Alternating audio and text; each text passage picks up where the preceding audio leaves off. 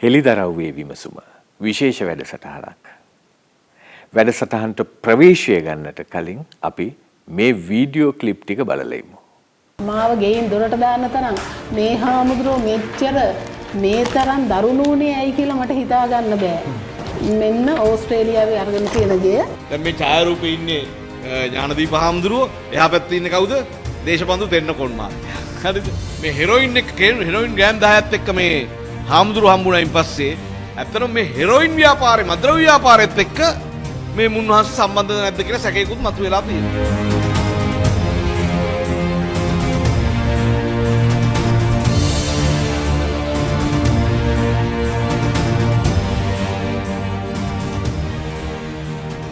ඇත්තටම ඉතින් කතා කරන්න දෙයක් නැහැ මේ ප්‍රශ්න ගැන මේ නගන චෝදනා ගැන. ඒ නගන චෝදනා වලට පිළිතුරු මේ පොතේ තියෙනවා. අපේ ස්වාමීන් වහන්සේ සියලු උත්තර ලියලා තියෙනවා මේ පොතේ. ප්‍රශ්නේ තියෙන්නේ කවුරුත් පොත් කියවන්නේ නැහනේ. ඒ හින්දා අපි අලුත් වැඩසටහනක් ඔබට නිර්මාණය කළා මේ ප්‍රශ්න ටිකට උත්තර ස්වාමීන් වහන්සේගෙන් ලබා ගන්න. උන්වහන්සේ මෙල්බන් වල මේ වැඩ වාසය කරන්නේ. අපි ලංකාවේ ඉඳන් තාක්ෂණය පාවිච්චි කළ ස්වාමීන් වහන්සේගෙන් උන්වහන්සේගේ හඬින්ම මේ ප්‍රශ්න වලට උත්තර ඔබට ලබා දෙන්න තීරණය කළා. හොඳයි අතුරුගිරිය සදහම් පදනම එතකොට තවත් කතා බහට ලක් වුණ දෙයක් තමයි හොරණ සීල සුවාරණ ගිලන් භික්ෂු මධ්‍යස්ථානය. එතකොට කොට්ටාව සුවමව්වරණත් උන්වහන්සේගේ නිර්මාණයක් සහ ඊටාම අනර්ග ව්‍යාපෘතියක්. ඒ වගේම මේ සදහම් විකාශයේ මේ සියලු ආයතන වල ප්‍රධානී ස්වාමින් වහන්සේ අපේ පින්වත් ස්වාමින් වහන්සේ. ඉතින් උන්වහන්සේගේ සමාජ කාර්යභාරයක් තියෙනවා. උන්වහන්සේට අරමුණක් තියෙනවා. උන්වහන්සේ ශාසනික මෙහෙවරක් කරනවා. මේ පරම පූජනීය රාජකීය පඬිත දලිගමුවේ ඥානදීප අපේ නායක හාමුදුරුවෝ. අවසරයි අපේ හාමුදුරුවනේ මේ අපි මේ අතුරුගිරිය සදහම් පදනමෙන් පටන් අරගෙන හොරණ සීල සුවාරණ ගිලන් භික්ෂු මධ්‍යස්ථානයේ බක්කුල මහසෑය ගොඩනගලා ඊට පස්සේ කොට්ටාව බුදුපුත් මාපිය සුවමව්වරණට ආවා. ඊට පස්සේ මෙත් සදහම් විකාශය සිටිසන් ටීවී ආයතනයේ මේ ආදී කොට ඇති සමාජ සේවය කරන බොහෝ ඉලක්ක ඒ හරහා කරන ඉලක්ක ඔබ වහන්සේ සන්තකයි. ඒ මෙහෙවර ඔබ වහන්සේ කරනවා ශාසනික මෙහෙවරත් එක්කම එහි ක්‍රියාපටිපාටියත් එක්කම මේ සමාජ මාධ්‍ය සම්බන්ධව සමාජ මාධ්‍ය ක්‍රියාකාරිකයින් සම්බන්ධව යම් අදහසක් ඔබ වහන්සේට ඇති. කෙටියෙන් හරි අපිට ඔබ වහන්සේගෙන් පිළිතුරක් ඕනේ අපේ හාමුදුරනේ. අවසරයි. ඔවුලසන්ත හැම දෙනාටම තෙරුවන් සරණයි. ඇත්තෙම මං හිතන්නේ බොහෝ පිරිසක් මේ ලංකාව පුරා අවුරුදු ගණනාවක් අපේ ශාසනික කටයුතු ධර්මදේශනා එක්ක සම්බන්ධ වෙච්ච මහා සෑවන්දනා පින්කම් උතුම් සත්කාර හතුරුගිරිය ශ්‍රී සදහම් පදනම මුල් කරගෙන අපි අවුරුදු ගණනාවක් සිදු කරපු ලෝක ශාසනික සමාජීය මෙහෙවර බක්කුල මහා සෑය ගොඩනැගීම ගිලන් භික්ෂු මධ්‍යස්ථානයේ මේ කරපු ශාසනික සේවාවන් මුල් කරගෙන අපේ ගැන පැහැදීමෙන් අපේ ධර්ම දේශනා ගැන අප්‍රමාණ පැහැදීමෙන් එන්න බොහෝ පිරිසක් මේ ලංකාව වගේම ලෝකේ පුරා ඉන්නවා. එහෙමයි අපේ හාමුදුරනේ. ඉතින් මේ අතර අපි දැක්ක පසුගිය කාලය තුල නොයෙක් විදිහේ මේ සමාජ මාධ්‍ය යොදාගෙන යම් යම් නිନ୍ଦා අපහාස කිරීම චෝදනාවන් දිගින් දිගටම යම් යම් පිරිස් සිදු කරන ඉතින් අපි දන්නවා කවුද මේක පිටිපස්සේ ඉන්නේ කවුද මේක කරන්නේ මේ සියල්ල දන්නවා. නමුත් සාමාන්‍ය ඔබ දන්නවා ඇති මේ දක්වා මම කිසිම උත්තරයක් දෙන්න මාධ්‍යයක් ඉස්සරහට ආවේ නැහැ. කිසිම විදිහකට මම මේ සම්බන්ධ පිළිතුරු දෙන්න ඉදිරියට ආවේ නැහැ. ඒකට එක ප්‍රධානම හේතුව තමයි බණ කියන අපි එකක් තමයි අපි ධර්ම දේශනාවලදී කරන්නේ මිනිස්යාගේ හිත්වල මෛත්‍රිය පතුරවන එක, ද්වේෂය යටපත් කරන එක. මිනිස්යාගේ හිත් අවසන එක නෙමෙයි. එතකොට අපිට කවුරු හරි ප්‍රශ්නයක් ඇති කරත් හතුරු අපෙන් පස්සෙන් පැන්නුවත් අපි මේවා බනට ඇවිල්ලා මට මෙහෙම කරදර කරනවා මට මෙහෙම ප්‍රශ්න ඇති කරනවා මෙහෙමයි කියලා කීම තුල අර බනහන පිරිසගේ හිතවල ඇති වෙන්නේ මෛත්‍රියක් නෙමෙයි. ඒ බනහගෙන ඉන්න මිනිස්සුන්ගේ හිතවල ඇති වෙන්නේ හාමුදුරන්ට මෙහෙම හිංසා කරනවා හාමුදුරන්ට මෙහෙම කරදර කරනවා කියලා ඒක වෛර සිතුවිල්ලක් ඇති වෙන්නේ. වෛරයක් අපි එතකොට බන කියලා මෛත්‍රිය පතුරවපු අපි ඇයි අපි තව මිනිස්සු තුල ද්වේෂයක් වෛරයක් සහ තව කෙනෙක් ගැන හතුරෙක් ගැන වේවා අපිට හිංසා පීඩා කරන අපෙන් පලිගන්න උත්සාහ කරන හතුරෙක් ගැන වේවා ඇයි අපි මාධ්‍යයක් ඔස්සේ හරි අපි එහෙම ද්වේෂයක් පතුරවන්නේ. ඒක තමයි මගේ ප්‍රතිපක්තිය. අනිවාර්යෙන්ම දැන් අපි ගමු සමාජ මාධ්‍ය ලංකාවේ ගත්තොත් ඕන කෙනෙකුට ඕන දෙයක් කියන්න පුළුවන් පරිසරයක් අද හැදිලා තියෙනවා. ඒක මාධ්‍ය නිදහස හරි. දැන් හැබැයි රටේ විද්‍යුත් නාලිකා ඊළඟට මුද්‍රිත මාධ්‍ය ප්‍රධාන නාලිකාවන් ඒ මාධ්‍ය ආචාර ධර්ම භාවිතා කරමින් කටයුතු කරනවා. නමුත් ලංකාවේ බොහෝ YouTube නාලිකා සහ සමාජ මාධ්‍ය ගත්තොත් කිසිම සෙවිල්ලක් බැලිල්ලක් නැහැ. ඕන කෙනෙකුගේ චරිතයක් විනාශ කරන්න ඒක සංවිධානාත්මකව සැලසුම් කරලා කරන්න පුළුවන්. යම් කිසි කෙනෙක් චෝදනාවක් කරනකොට ඒකේ අනිත් පාර්ශ්ව වලින් හරි අහන්න ඕනේ. ඔබ වහන්සේ සම්බන්ධ මෙහෙම චෝදනාවක් එනවා. එතකොට ඔබ වහන්සේට මේ සම්බන්ධ මොනවද තියෙන්නේ? එතකොට අන්න අපි දැනුම් දෙනවා මේවා අධිකරණ ක්‍රියාමාර්ගවල තියෙන දේවල්. ඒ නිසා කර්මයෙන් වපුරන දේ තම තමන් නෙලා ගනි. අපේ හැමදෙරෝනේ දැන් දීර්ඝ සාකච්ඡාවක් තිබෙන නිසා කෙටි ප්‍රශ්න වලට යොමු විය යුතුයි. අපේ හැමදෙරෝ දැන් අතුරුගිරිය සදහම් පදනමට හිටපු ගාම්ම කණ්ඩායමක් කඩාපනිනවා. ඊට පස්සේ මෙත් සදහම් විකාශයේ අතුරුගිරියේ කාර්යාල පරිශ්‍රයට කඩාපනිනවා. ඊළඟට හොරණ දික්කේනපුර ශීල සුවර්ණ ගිලන් භික්ෂු මධ්‍යස්ථානයේ පිහිටි එතන කාර්යාලයකට කඩාපනිනවා. පැල්ලා අයිතිය ඉල්ලනවා. අයිතිය ඉල්ලලා එහෙම තත්ත්ව ඇති වුණා. අපේ අඳුර දැන් තියෙන නීතිමය තත්ත්වය මොකද්ද මේ කාරණා සම්බන්ධව? ඕලසන්ත අතුරුගිරිය ශ්‍රී සදහම් පදනම සම්බන්ධය ඇතිවෙච්ච ප්‍රශ්න වේවා. ඒක නීතිමය ක්‍රියාමාර්ගවල පැවතිච්ච දේවල්. ඒ නඩු කටයුතු ඒ නීතිමය කටයුතු අපි ඒව ජයග්‍රහණය කරා. ඊළඟට අපේ ඔය නාලිකාව සම්බන්ධ ඒ ඉඩම සම්බන්ධයෙන් හරි ඒ ඇතිවෙච්ච ඒ ප්‍රශ්න ඒ තහනම් නියෝග අපි සියල්ල ජයග්‍රහණය කරලා ඊළඟට අවසානයේ ඕනේ නීතිමය තීන්දුවට ඇපිල් කර අපි ඇපිල් එකක් දිනවා. එතකොට අපි මේ වෙනකොට අපිට වෙන නීතියෙන් කිසි බාධාවක් නැහැ. අපි ස්වාමීන් වහන්සේලා ශ්‍රී සදහම් පදනමේ වැඩ ඉන්නවා. බොහොම ලස්සනට පින්කම් කරනවා. මේවර කටින පින්කම් බොහොම ලස්සනට සිදු වුණා. නිතර පිරිත් පින්කම් කෙරෙනවා. ජයශ්‍රී මහා බෝධිශාඛාවක් පවා අනුරාධපුරයෙන් වඩම්මලා අපි ඇසල පොයට තැන්පත් කරලා ඒ භූමියේ භික්ෂුන් වහන්සේලා වැඩ ඉන්නවා. අතුරුගිරිය තිසරමාවත ශ්‍රී සදහම් පදනම කියන පුණ්‍ය භූමියේ කිසිම ප්‍රශ්නයක් නැහැ. එතකොට ඒ ප්‍රශ්නේ ඇති කරලා මේ භූමිය කොල්ල කෑමට උත්සාහ කරපු පිරිස ඔවුන් ඉන්නේ ගජබාමාවතේ ගිහිල්ලා ඔවුන්ගේ නිවසට යන්න තියෙන. එතකොට ඒ අය කවුරුත් ගෙයින් එළියට ඇදලා දාලා නැහැ. නමුත් ඔවුන් සමාජ මාධ්‍යයට ඇවිල්ලා මිනිස්සු අතර අපිව ගෙයින් එළියට ඇදලා දැම්මා.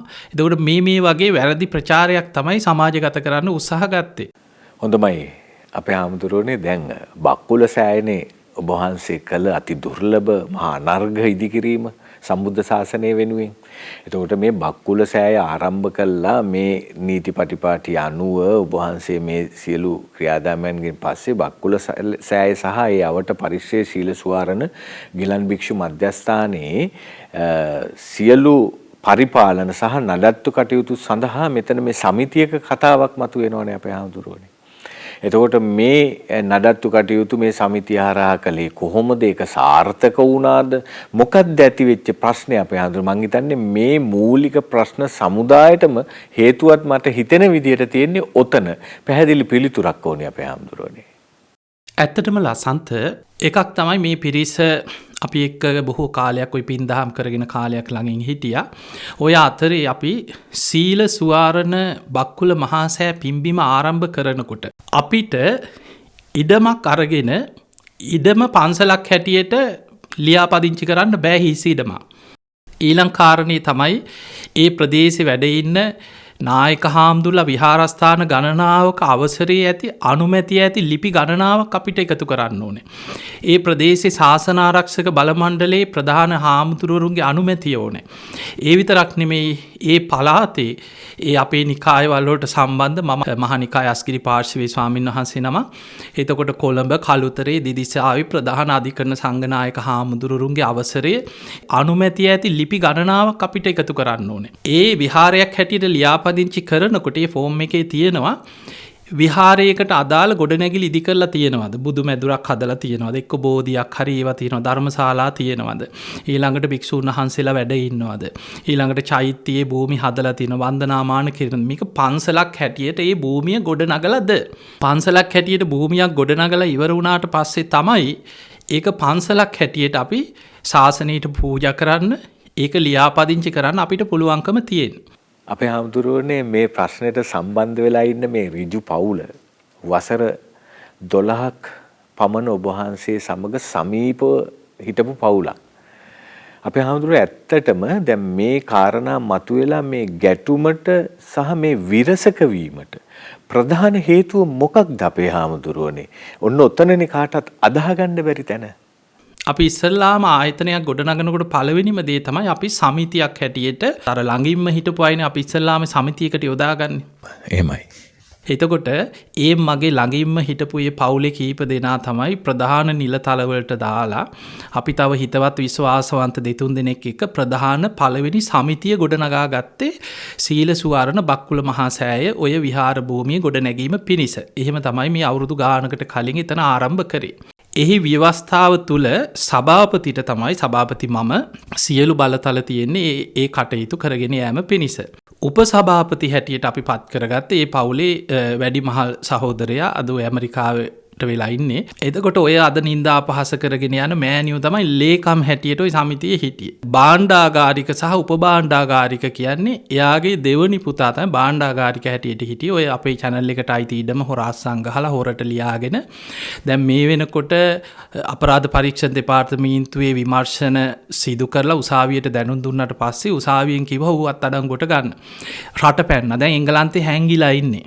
දැන් ට්‍රැවල් බෑන්ඩ් එකක් දාලා ඔහු හැංගිලා ඉඳගෙන තමයි මේ නින්දා පහස කිරීම කරන්නේ. ඒතර උපලේකම් හිටියේ තව බාල සහෝදරයා. එතකොට ඔහුත් දැන් මේ වෙනකොට බලන්න සමහර කර්ම විපාක කියන්නේ ඔහු මේ වෙනකොට රෝද පුටුවේ.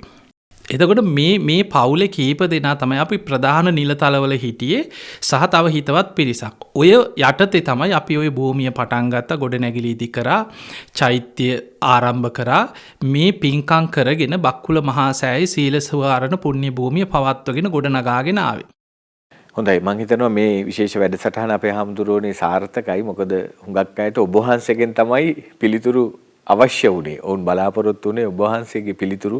ඒ නිසා තමයි අපි මේ වැඩසටහන විශේෂ වැඩසටහනක් විදිහට ලෑස්ති කළේ. අපේ හාමුදුරුවනේ දැන් ඔබ වහන්සේ 2019න් පස්සේ ඕස්ට්‍රේලියාවට යනවා අධ්‍යාපන කටයුතු සඳහා. එතකොට මෙහි පරිපාලන කටයුතු සිදු වුණේ කොහොමද මේ ඔබ වහන්සේගේ ආයතනවල අපේ හාමුදුරුවනේ?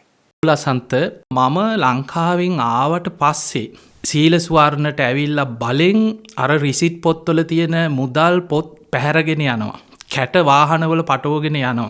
ගබඩාවල තියෙන බඩු වාහනවල පටවගෙන යනවා. මේක පාලනය කරගන්න බැරි තැනකට ආවා. ඉතින් මම මෙහි මට කරන්න දෙයක් නැහැ.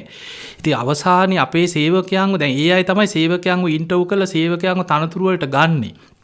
ඉන්න හොඳ විශ්වාසවන්ත අපිට හිතවා සේවකයන්ව අයින් කරනවා. තමන්ගේ පාලනයට මේක ගන්න උත්සාහ ගත්තා. ඉතින් ඔන්න ඔය තත්ත්ව නිසා ඊට පස්සේ අවුරුදු 2කට විතර පස්සේ යන්තම් රටවල් ඇරියට පස්සේ මං ලංකාවට ඇවිල්ලා පළවෙනියටම කරේ මේ අය නිලධාරි මණ්ඩලෙන් අයින් කරපු එක. බැංකුවල ඒ අයට අපේ ඔය බක්කුල මහා සෑය වේවා සීල සුවර්ණ වේවා ගිණුම් වල අස්සම් කරන්න තිබිච්ච බලතල ඒ ඔක්කොම අයින් කරලා බැංකුවට ලියුම් දීලා ඊට පස්සේ සම්පූර්ණ මේ අය සමිතියෙන් ඉවත් කරා. දැන් අපි ප්‍රශ්න ටික දන්නවනේ සමාජයේ කතා කරන. දැන් ඔන්න අපේ ස්වාමින්වහන්සේගේ පිළිතුරු ටික අපිට ඇහෙනවා. මේ දෙක සංසන්දනාත්මක බැලුවාම ඉතින් ඇත්තටම අපරාධයක් මේ මිනිස්සු කරගෙන තියෙන්නේ මහා කුසලයක්. අපේ හාමුදුරුවනේ දැන් සීල සුවර්ණ භූමිය එතකොට බක්කුල මහා සෑය ඒ පුණ්‍ය කර්ම රාශියක් සිද්ධ කරගන්න මිනිස්සු ලක්ෂ සංඛ්‍යාත පැමිණෙන මේ වාසනාවන්ත පිම්බීමේ අයිතිය කාටද තියෙන්නේ අපේ හාමුදුරුවනේ? එතකොට විහාරාධිපති කවුද මේ බක්කුල මහා සෑ මහ විහාරයේ? බක්කුල සෑයවත් සීල සුවර්ණ ඔය භූමිය මේ මගේ පෞද්ගලික දෙයක් හැටියට අද වෙනකම් මන් තියාගෙන නැහැ. ඒක මම අර විදිහටම සම්පූර්ණයෙන්ම ඒ ප්‍රදේශවල නායක හාමුදුරන් වහන්සේලාගේ ලිපි එකතු කරලා ඊළඟට ඒ ශාසන ආරක්ෂක බල මණ්ඩලවල නායක හාමුදුරන් වහන්සේලාගේ ලිපි බුද්ධ ශාසන අමාත්‍යාංශය බෞද්ධ කටයුතු දෙපාර්තමේන්තුව ඊළඟට අපේ නිකායේ මහානායක ස්වාමීන් වහන්සේගේ අනුනායක ස්වාමීන් වහන්සේලා දැනුවත් කරලා මේ බක්කුල මහා සෑයේ සීල සුවර්ණ සහිත මේ භූමිය ඉඩකඩම් මේ සියල්ල මම බක්කුල මහා සෑ මහා විහාරය කියන නමින් විහාරයක් හැටියට සම්බුද්ධ ශාසනයට පූජා කරා. ඒක පූජා කරාට පස්සේ දැන් ඒක බුද්ධ ශාසනයට අයිති දෙයක්. එතකොට ඒ නිකාය මහානායක හාමුදුරුවෝ උන්වහන්සේගේ කැමැත්තේ මාව විහාරාධිපති හැටියට පත් කිරීමක් කරලා තියෙනවා. නමුත් ඒක ශාසනයට අයිති දෙයක්. හොඳයි. අවසරයි පින්වත් ස්වාමීන් වහන්සේ. ඔබ වහන්සේගේ පිළිතුරුත් එක්ක බොහෝ ප්‍රශ්න වලට උත්තර දැන් හැමෝටම ලැබිලා තියෙනවා කියලා මට දැනෙනවා. මම හිතනවා මේ සුවිශේෂ වැඩසටහන සාර්ථක වන්නේ නිසා. මොකද ඔබ වහන්සේම තමයි පිළිතුරු සැපිය යුත්තේ මේ කාරණා සම්බන්ධව සමාජය මේ ඔබ වහන්සේට විරුද්ධව ගොඩනගා තිබෙන අභූත චෝදනා සම්බන්ධයෙන් අපි සාර්ථක වුණා. ඒ නිසා අපේ ආමතුරුට දැන් සමහර සෑරාජානන් වහන්සේලා බාරකාර මණ්ඩලයකින් පරිපාලනය වෙනවා. සමහර සෑරාජානන් වහන්සේලා සමිතියකින් පරිපාලනය කරනවා. දැන් බක්කුල මහසෑයේ පරිපාලන කටයුතු ආරම්භ කළේ ඔබ වහන්සේගේ දැනුවත් කිරීම මත සමිතියකින්. සමිතියකින් පරිපාලනය වීමේ අවදානමක් තියෙනවද අපේ ආමතුරු? මොකක්ද අවදානම? දැන් ඔබ දැකලා ඇති සමහර චෛත්‍ය හරි සමහර තැන් තියෙනවා ඒවා බාරකාර මණ්ඩලයක් තුල තමයි පාලනය වෙන්නේ. ඒක නිකායක හෝ ශාසනයක නෙමෙයි. සමිතියක්. එතකොට මේ සමිතියේ ව්‍යවස්ථාවට අනුව උන්ට ඕන විදිහකට ඒක මිල මුදල් සහ ඒක පරිපාලනය කරගන්න පුළුවන්කම තියෙනවා. ඔබ හිතන්න මම සභාපති හිටියේ. මට අනතුරක් කරපු ගමන් උපසභාපති තමයි සභාපති වෙන්නේ. එතකොට බක්කුල සෑයේ සීල සුවර්ණ තනිකරම පවුලක් විසින් පාලනය කරන ඒකෙත් ආදායන් ඒ ගොඩනගන සියල්ල පවුලෙන් ගසාගෙන කාගෙන ජීවිත කාලෙටම ජීවත් වෙන්න පුළුවන් භූමියක් හැටියට ඔවුන් මේක අයිති කර ගැනීම තමයි පළවෙනිම කුමන්ත්‍රණය තිබුණේ. ඔය කුමන්ත්‍රණය ඔවුන්ට ක්‍රියාත්මක කරගන්න බැරි වුණා. මම බක්කුල සෑය සම්පූර්ණයෙන් හදලා ශාසනයට පූජා කළා. ඔවුන් සමිතියෙන් ඉවත් කරලා අලුත් නිලධාරි මණ්ඩල පත් කරලා ඊළඟට මම දැන් ඒක බුද්ධ ශාසනයට පූජා කරපු භූමියක්. ඉතින් ඔන්න ඔය වෛරය මත තමයි අද මේ වෙනකොට බක්කුල මහා සෑය මුල් කරගෙන නොයේක් විදිහේ බක්කුල සෑයට නිඳා පහස කරනවා. එහෙමයි අපේ හාමුදුරුවනේ සමාවෙන්න මේ පොඩි බාධා කිරීමක් තියෙනවා. මේ සමාජ මාධ්‍ය මූලික කරගෙන අපි මේ වැඩසටහන් ලෑස්ති කළේ. එක දිගටම උන් තමන්ගේ හිතලු සමාජගත කරන්න ගත්තා. ඒ අයටත් යම් කෙටියෙන් හරි යම් පණිවිඩයක් කියාගෙන යමු මේ වැඩසටහන ඊළඟ ප්‍රශ්න වලට යොමුවන්නට කලින් මම හිතනවා ඒක උචිතයි. ඇත්තටම ඔවුන් ජීවිතයකට අපේ බණක්වත් අහලා නැති. ඔවුන් කියන දේවල් දැක්කහම තේරෙනවා ඔවුන්ට කවුරු හරි ලියලා දීපු පිටපතක් ඇවිල්ලා මයික් ටිකක් ඉස්සරහා වාඩි වෙලා කියවනවා මිසක් ඔවුන් හාමුදුරුව කෙනෙක්වත් ශාසනයවත් අපි ගැනවත් සමහරලාවට අපිව දැකලවත් නැති පුද්ගලයෝ. එකක් තමයි ඔවුන් නගපු චෝදනාව මම අරගලයට සම්බන්ධ වෙලා ඒ කාලේ හිටපු ඔය යම් යම් නීතිමය පොලිස්පතිලා මං හංගගෙන හිටියලු. අරගලේ කාලේ මම මෙහි හිටියේ ඕස්ට්‍රේලියාවේ. එතකොට කෝවිඩ් කාලෙත් මම මේ 2019 ඉඳන් මම ඕස්ට්‍රේලියාවේ දැන් අවුරුදු 5ක් පමණ අධ්‍යාපනය ලබනවා. මේ මිනිස්සු කැමති කුණු රසයට. කුණු රසයේ විඳින්න. මේ වගේ දේවල් වෙනකොට ඊට අදාළ සංවිධාන ගොඩක් තියෙනවා. NGO සංවිධාන තියෙනවා. බෞද්ධ විරෝධී සංවිධාන තියෙනවා. මේ අය මේවත් එක්ක එකතු වෙනවා. ඊළඟට මේ ශාසනික භික්ෂුන් වහන්සේලා ලංකාවේ වුණා බණ කියන හාමුදුරුවන්ගෙන් පලිගන්න විනාශ කරන්න බලාගෙන ඉන්න නොයෙක් බලවේග තියෙනවා. ඒ අය ඉක්මනට මේ අයත් එක්ක එකතු වෙනවා. ඕනුත් ගිහිල්ලා ඒ අයව එකතු කරගන්නවා. එකතු කරගෙන ශාසනික වශයෙන් විශාල විනාශයක් කරන්න සැලසුම් කරන. ඉතින් ওই සැලසුම් එක්ක තමයි ওই නින්දා නොඑක් චෝදනා කරේ. දැන් මේ වෙනකොට මට කරන චෝදනා අතර ප්‍රභාකරන්ට විතරයි මාව තාම සම්බන්ධ කරලා නැත්තේ. ඉතින් ඒවත් එක්ක අපිට කරන්න තියෙන දේ තමයි අපි ගැන කවුරු හෝ චෝදනාවක් කරා නම් ඒකේ විමර්ශනය කරන්න තියෙන ඒක රටේ විමර්ශන ආයතන තියෙනවනේ ඕනෑම දෙයක්. මම මෙහි හිටියත් මගේ සම්පූර්ණ බලතල ඒ වෙනුවෙන් අපේ මගේ ශිෂ්‍ය ස්වාමීන් වහන්සේලාට පවර්ලා තිබුණා. ඉතින් අපි ඒ අනුව අපි පැමිණිල්ලක් ඉදිරිපත් කරලා තියෙනවා. අපරාධ පරීක්ෂණ දෙපාර්තමේන්තුවට ඒ වගකීතු ආයතන වලට මේ චෝදනා කරපු අය ගෙන්නලා ඔවුන් ළඟ තියෙන සාක්ෂි එකතු කරලා අපිට විරුද්ධව කරන යම් චෝදනාවක් අපේ ආයතන වලට තියෙන චෝදනා සියල්ල විමර්ශනය කරන්න කියලා. සාමාන්‍යයෙන් මේ මඩගොන්න දිහා බැලුවාම ප්‍රකටවම කතා කරපු දෙයක් නේ අර කාන්තාවක් සම්බන්ධව ඡායාරූපයක් ඉදිරිපත් කළා. ඒ විග්‍රහය අපේ හාමුදුරුවන්ගෙන් දැනගන්නට ඕනේ අපේ හාමුදුරුවනේ කොහොමද මේ ඡායාරූපය මොවුන් වෙනස් කරලා එඩිට් කරලා සමාජගත කරලා තිබුණේ කියන එක. ලසන්ත මීට අවුරුදු 3කට විතර පෙර ඕස්ට්‍රේලියාවේදී උදව්පකාර කරන බොහෝ ශ්‍රී ලාංකික සැදැහැවත් පිරිසක් ඉන්නවා. ඉතින් ඔවුන් සමග දඹදිව වන්දනාවේ ගිය අවස්ථාවක අපි කොහෙ ගියත් මිනිස්සු ඇවිල්ලා පින්තූරයක් ගන්නද, අනේ හාමුදුරනේ ඡායාරූපයක් ගන්නද කියලා පින්තූර ගන්නවා. හැබැයි ඒ පින්තූරේ ගන්න වෙලාවේ දැන් බොහෝ වෙලාවට සමහරු ඒ ඉන්න ඇත්ත එක පින්තූර ගන්නවා. ඒ වෙලාවේ අපේ අම්මත් එතන මෙහා පැත්තේ හිටියා.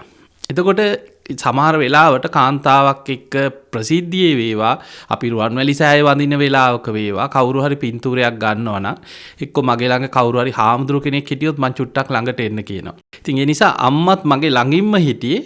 ඉතින් ඒ ගත්ත ඡායාරූපයක මේ ඕස්ට්‍රේලියාවේ ඉන්න කාන්තාවක් ඒ දඹදිව වන්දනා ගමන ගිය මේ පින්තූරේ අරගෙන තියෙන්නේ ඉසිපතන මිගදායි නව මූලගන්ධ කුටි විහාරේ ඇතුලේ ගත්ත පින්තූරයක්.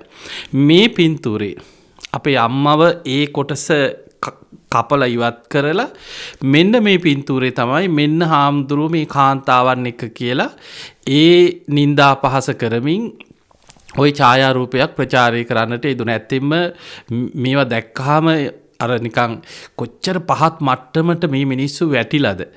ඒ වගේ ඡායාරූපයක් සමාජගත කරලා තිබුණා.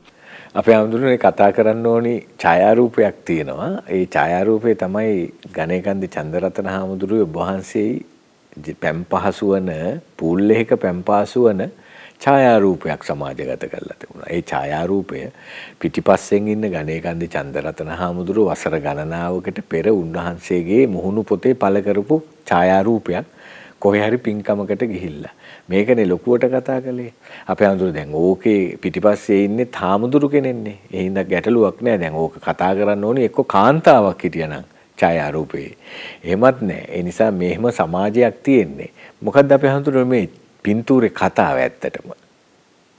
තිස්ස මහාරාම රාජමහා විහාරයේ තිස්ස මහාරාම චෛත්‍ය මුල් කරගෙන පවත්වපු මහා සෑ වන්දනා මහා පින්කමක් අවසන් වුණාට පස්සේ ඒ තිස්ස මහාරාමයේ ආසන්න ඒ හෝටල් එක තමයි එදා අපි නවාතැන් ගත්තේ. අපි තමයි තිස්ස මහාරාම මහා සෑ වන්දනා පින්කම සංවිධානය කරේ. ඉතින් අපේ ස්වාමීන් වහන්සේලාම 4 නමක් එතන පොඩි පිරිසක් නතර වෙන තැන ඔය ස්ථානයේ එදා අපි නවාතැන් ගත්තා. ඒ නවාතැන් ගත්ත වෙලාවේ අපේ ස්වාමීන් වහන්සේලා එතන ඒ පූල් එකක් තිබුණා. ඒ පූල් එකේ පැම්පහසු වුණා. ඔන්න ඔය ඡායාරූපයක ඒ අර පූල් එකේ ඉන්න ඡායාරූපයක ස්වාමීන් වහන්සේ නමක් එක්ක ඒ ඡායාරූපේ ඉන්නේ. එතකොට මෙන්න මේ ඡායාරූපය අරගෙන තමයි ඔන්න පූල් එකක බහැලා ඔන්න සැප ගන්නවා. ඔබ හිතන්න දැන් සාමාන්‍යයෙන් ඒ පින්තූරේ අපි කෙනෙක් නානකොට අපිට ධර්මයේ තියෙන 3 සිවුර කියලා. 3 සිවුර කියන්නේ අඳන සිවුර, තනිපොට සිවුර, ඊළඟට දෙපොට සිවුර. එතකොට නාන වේලාවට අඳින නානකට තියෙන ওই වැසිසලු පූජා කිරීමක් කරන්නේ ස්වාමීන් වහන්සේලාට නානකට. එතකොට මේ නානකට පූජා කරන්න හේතු වෙච්ච කාරණේම නිකන් හිතන්නකො. එතකොට නාන වේලාවට දෙවුර පොරෝලා වටාපතක් අරගෙන නාන්නේ කවුරු. නමුත් මේ සමාජයේ මේ වගේ මේ විකෘති කරලා මඩ ගහන්න නින්දා අපහාස කරන්න මේ මෙහෙම ඡායාරු මොකද මොවුන්ට වෙන ඇති දෙයක් නැති නිසා මේ යොදාගත්ත දේත් එක්ක මේ යම් පැහැදිලි කිරීමක් කරන්න ඕන කියලා මේ වෙලාවෙම හිතුවා. දැන් අපේ බුදුරජාණන් වහන්සේ ලංකාවට වැඩම කරලා 3 වෙනි වතාවේ කැලණි ගඟෙන් පැම් පහසු වුණා. ගඟට බැහැලා පැම් පහසු වුණා. දෙවුර වහලා වටාපතත් අරගෙන හරි එහෙමද භික්ෂුන් වහන්සේලා පැම් පහසු වෙන්නේ නෑ. එතකොට බුදුරජාණන් වහන්සේ භික්ෂුන් එදා කැලණි ගඟෙන් පැම් පහසු වුණේ ඒ නානකඩිය ඇඳලා. උන්වහන්සේ පැම් පහසු වෙලා ගොඩට වැඩියට පස්සේ අර තෙත ඒ ඇඳපු අඳනකඩේ නානකඩේ ගලක් මත එළුවා. ඒක ඊට පස්සේ ඒ මතම පිහිටියා කියනවා. බුදුරජාණන් වහන්සේ වදාලා එගොඩ කැලණියේ සිවුරු දාගැබ හැටියට මේ මෙතන සෑයක් හදන. අද එදා එගොඩ කැලණියේ සිවුරු දාගැබ හැටියට චෛත්‍යයක් හැදුනේ ඒ උන්වහන්සේ නාන්න ඇඳපු නානකඩේ කැලණි ගඟට බැහැලා. එතකොට අද ඉන්න ඔය YouTube කාර්යෝ හරි කවුරු හරි ඉතින් ඒ කාලේ ඔහොම සමාජ මාධ්‍ය තිබ්බේ නැති නිසා හොඳයි. දැන් අර අඳනකඩේ ඇඳලා බුදුහාඳුරු නානවා පින්තූරයක් ගත්තනම් ඒ නිසා භික්ෂූන් වහන්සේලා මුහුදේ නාන්න අවස්ථාවක් ආව සුදුසු නම් මුහුදේ පැම් පහසු වෙනවා. වැවක නම් වැවේ පම් පහසු වෙන දැන් අපේ බුදුරජාණන් වහන්සේ ධර්මයේ කොහෙවත් ෂවර් එකේ නෑව කියලා තියෙනවද? උන්වහන්සේ ගංගානම් ගඟේ පැම් පහසු වුණා. බලන්න මහා පරිනිබ්බාන සූත්‍ර පුරාම කකුත්තා නදිය තියෙනවා. ස්වාමීනි භාග්‍යතුන් වහන්සේ පැම් පහසු වෙන්න පුළුවන්. හොඳ පැන් වළඳන්නත් පුළුවන්. අපි තව ටිකක් ඉදිරියට යන් කියන. උන්වහන්සේ කකුත්තා නදියට බැහැලා හොඳට පැම් පහසු වුණා කියනවා. ඒ නදියෙන් ගොඩට එනකොට ආයෙමත් කලන්තේ හැදුණා කියන මේ පිරිනිවන් පාන ආසන්න කාලේ. ඒතර බුදුරජාණන් වහන්සේට ඒ අසල ආසනයක වැඩ ඉන්න සිවුරක් කියලා ආනන්ද හාමුදුරුවෝ සැලැස්සුවා කියනවා. එතකොට භික්ෂූන් වහන්සේලා ගඟකින්ද මුහුදේ නාන්න පුළුවන් නම් මුහුදේ පැම් පහසු වෙනවා සුදුසු තැනක. එතකොට ෂවර් එකකින් නාන්න පුළුවන් ෂවර් එකකින් නානවා, ලිඳෙන් නාන්න පුළුවන් නම් ලිඳෙන් නානවා. ස්විමින් pool එකක් තියෙනවා නම් කවුරුත් ගිහියෝ නැත්නම් මොකද අපි ගිහියෝ එක්කවත් මේ ගෑනු ඉන්න තැනකවත් ස්විමින් pool එකක බහැලා හිටියේ නෙමෙයි. ඒ අපේ ස්වාමීන් වහන්සේලා කීප නමක් ඉන්න තැනක. එතකොට අන්නේ ඡායාරූපයක් අරගෙන මේ ඒක මෙන්න සමහර විතන මේ අන්න සුපිරි සැප ගනුමින් නානක අමුතු සැපක්ද නානක. එතකොට මෙන්න මේ වගේ ඡායාරූප යොදාගෙන නින්දා අපහාස කරන්න ඔවුන් යොදාගත්ත ඡායාරූප. ඊළඟ කාරණේ තමයි මාසයක් විතර මගේ හිස රැවුල් වැවිච්ච පින්තූරයක්. මේ පින්තූර ඇත්ත පින්තූර ඉසිපතන මිගදායේ ඒ පින්තූරේ තමයි ඒක එඩිට් කරලා ඒක වෙනස් කරලා හදලා තිබුණේ. සාමාන්‍යයෙන් මම දවසක් කර දවසක් හිස රැවුල් බානවා. ධර්ම දේශනාවට වඩිනවා නම් සමහරවිට දවස ගාන හිස රැවුල් බානවා.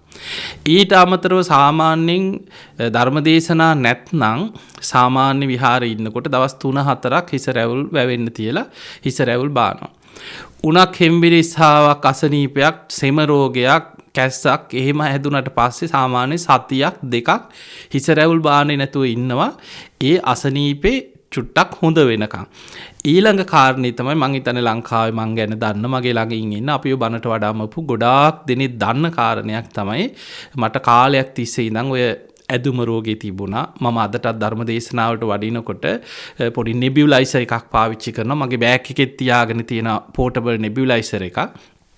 එතකොට ඉන්හේලර් පාවිච්චි කරනවා. ඉතින් ඔය වගේ අපි බණ කියනකොට පොඩි අපහසුතාවයක් මේ පෙනහළු ආශ්‍රිත වෙනවා.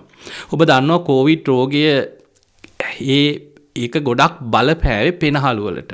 කොවිඩ් නියුමෝනියා කියන තත්ත්වය තමයි ඇති වෙන්න පටන් ගත්තේ.